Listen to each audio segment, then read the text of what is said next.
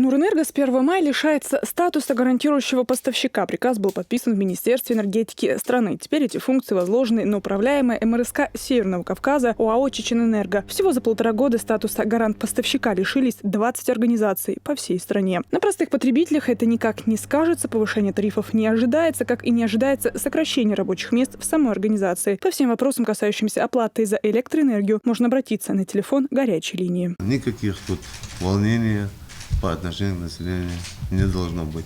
Все остается как есть. Единственная функция гарантирующего поставщика просто переходит для Чеченэнерго. Все остальное останется как было.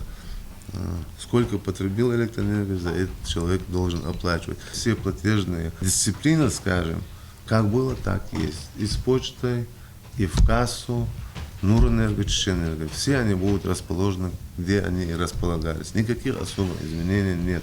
Долг Нурэнерго на оптовом рынке 12 миллиардов рублей, а вот на розничном 9 миллиардов. И он появился не сейчас, а начиная с 2007 года. Причем львиную долю составляют долги населения, уже потом бюджетных организаций и юридических лиц. Последним, кстати, необходимо будет лишь перезаключить договор с Чеченэнерго. Физическим лицам такая процедура не потребуется, для них лишь изменятся платежные реквизиты. С 1 мая и в последующем все текущие платежи будут по квитанциям, согласно, реквизитов Чеченэнерго формироваться и по населению. Счета, фактуры, акты поставки с 1 мая и последующие будут формироваться и по юридическому коммерческому сектору тоже Чеченэнерго. Задолженности, которые были сформированы до 1 мая, они параллельно, с квитанциями, почтовыми счетами, фактурами будут выставляться уведомления в разрезе групп потребителей в каждом районе.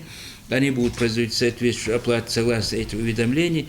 Отдельно будет идти учет этих, платежей. И все эти платежи 100% будут, уходить на оптовый рынок для погашения нашей дебиторской задолженности. Показания приборов учета уже своих новых потребителей также Чеченэнерго планирует снять в ближайшие 3 месяца. За день эту процедуру совершить невозможно, ведь в республике более 200 тысяч потребителей, у которых установлено почти 293 тысячи счетчиков. Где-то через год будет рассматриваться, может быть, новая сбытовая компания по республике будет создана, может будет называться, скорее всего, Чеченэнергосбыт.